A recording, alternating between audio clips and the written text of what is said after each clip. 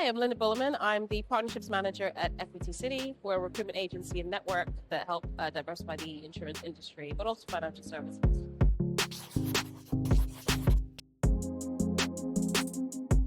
It does feel like there's a lot more resource that has been, put in place. I feel like companies are far more structured in their approach. They are looking outside of their typical networks when it comes to like finding talent.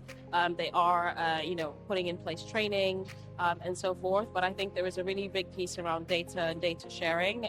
We know that, regulations are coming in place which are really going to enforce that.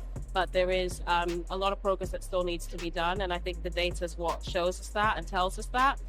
But we need to, really own more of that. And I think companies need to be far more transparent about that and the change of, and the pace as well. I think the pace is sort of steady. I think we've seen a decline. We had a big increase and a big push, after the George Floyd incident, around, ethnicity, but also diversity as a whole.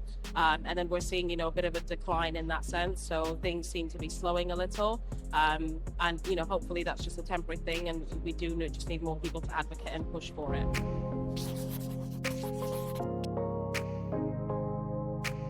It's everywhere. It's not just in the workplace or in the corporate environment. Like, we are a diverse society across the board. So it actually doesn't make sense that we have so many sectors and industries that are just not as diverse as they should be.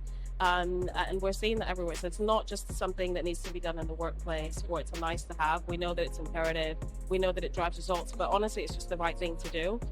Because you wouldn't want the family member that you have who has, whether they have a disability or whether they come from an underrepresented background, you wouldn't want them to struggle simply because of their circumstances or anything that they have. So it just doesn't make sense that we kind of have all these building blocks and barriers in the industry and that really kind of stop us from progressing.